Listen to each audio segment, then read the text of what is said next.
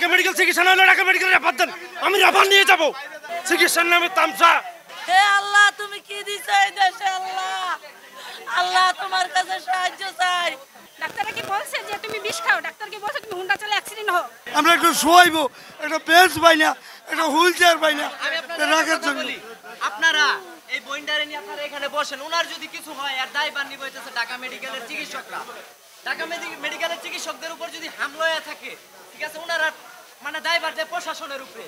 ওনার একটা কিছু হয়ে গেলে, আজকে এই বইন্ডার কিছু হয়ে গেলে এটার দায়ভার চিকিৎসকরা। আমি ওনার ব্যক্তিগতভাবে চিনি না, ওনার যে পরিস্থিতি দেখা আপনারা দেখেন, ওনার পরিস্থিতিটা দেখেন।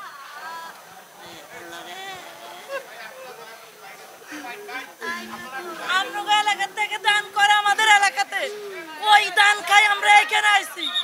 আপনাকে দল দিল গামে না, আপনাকে দিল গামে না, নোয়াখালী যে লক্ষ্মীপুর থানা থেকে আইছি। ক্যান্সার হয়েছে, ক্যান্সার।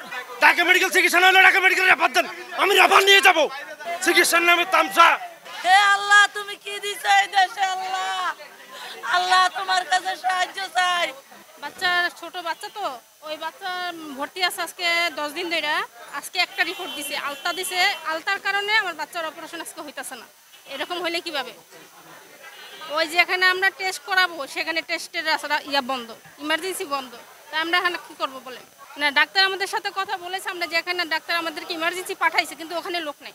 আর আমরা যে প্রাইভেটে যাবো, আমাদের তো মুহূর্তে এরকম টাকা পয়সা নাই। আমরা কীভাবে প্রাইভেটে যাই, কী করবো? এখানেই তো আমরা কুলাইতে পারতেছি না, আমরা প্রাইভেটে যে আমরা কুলাইতে পারবো বলেন তো? সরকারের কাছে আর কি চাওয়ার মতন আমাদের কাছে আর কিছু নাই। আমরা চাচ্ছি যে ডিউটি, ডাক্তাররা জানি ডিউটির নিয়ম মতন করে, সব কিছু সুন্দর মতন পালন করে। কি লেগে এখানে বেশি 90% মানুষ ইমার্জেন্সি আছে।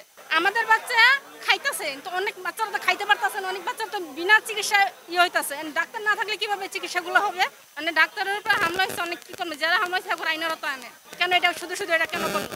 ডাক্তাররা কি বলছে যে তুমি বিষ খাও? ডাক্তার কি বলছে তুমি হুন্ডা চালে অ্যাক্সিডেন্ট হও? এত ডাক্তাররা বলে নাই কেন? এটা এগুলো ডাক্তারের উপর এত পানিশমেন্ট হইতেছে। ডাক্তাররা কি রাজনীতিতে মিছিলে নামছে না? ডাক্তাররা কোনো ইয়াতে নামছে? সমস্যা পেটে ব্যথা, সকালেও আইসা গেছি, এই সময়ও বলে না, বলছে 2টার পরে আসবেন। এখন আসছি, এখন দেখি সব বন্ধ। এখানে পরীক্ষা দিছে 2টা আগে, এখন আরেকটা বাকি আছে। এটা লেগে তো প্রাইমারিতে যাইলেও সমস্যা, প্রথম হইতে হইলে যাওয়া যেত।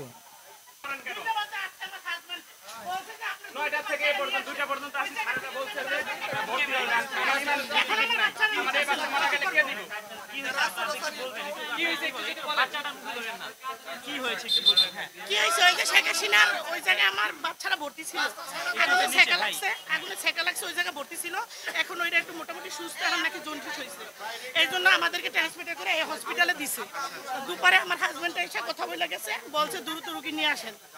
কথা বলছে যে দ্রুত নিয়ে আসেন রুগী, তাই এই জায়গায় হয়ে যাবে। এখন এই জায়গায় এমার্জেন্সি টিকিট ছাড়া আমাদেরকে ভর্তিটা নিচ্ছে না।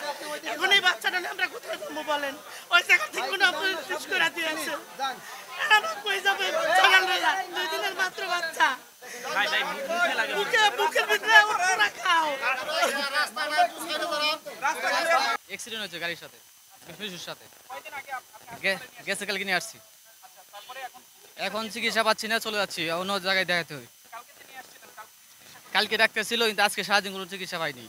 আজকে এখনও আমি অন্য জায়গায় দেখাবো না, দেখেন তো আমার কোনো হচ্ছে না। আমার মেয়ে কান্না করতেছে, যন্ত্রণা করতেছে। সংবাদ, ফিচার ও অনুষ্ঠানের জন্য ভিজিট করুন সংবাদ প্রকাশের ওয়েবসাইট এবং যুক্ত থাকুন ফেসবুক পেজ ও ইউটিউব চ্যানেলের সঙ্গে।